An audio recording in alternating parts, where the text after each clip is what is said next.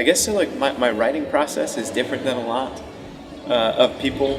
When I write, I usually have to be in a coffee shop. Surprise, surprise. I need to be surrounded by noise, by movement, by people, by energy, by commotion, by interruption. And so every page that I wrote for the Misfit Mission happened in one of 4 coffee shops, and that's because those are the places that I need to go to get focused in writing. You put me in a quiet room, and I can't put words on a piece of paper. But where people are, that's where I begin to dream and imagine and write and work at my best. And so what that meant for me was trying to carve time to spend focused energy writing specifically for this book, as opposed to work with Resurrection Downtown or writing sermons. And so generally what I would do for this book was, over the course of like a 9-month period of time, my days off, I would write guilt-free for about 6 hours or so. And then what I'd do, probably 3 to 4 evenings out of every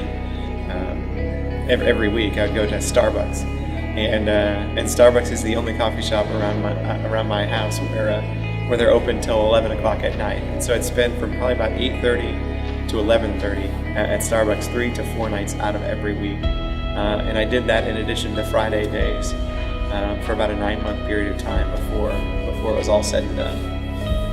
And that's kind of my writing process. Before, every time I sit down and write, I always pray.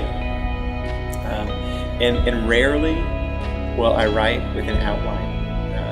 I usually write as the Spirit leads, and that doesn't mean haphazardly, but I usually write without structure to leave room for interruption or for an invitation to go in a different direction.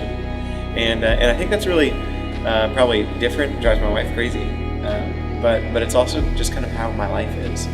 I'm open to the Spirit's leading always, everywhere, and I think generally God will make sense out of my nonsense, and that seems to be my mode as I seek to write going forward too.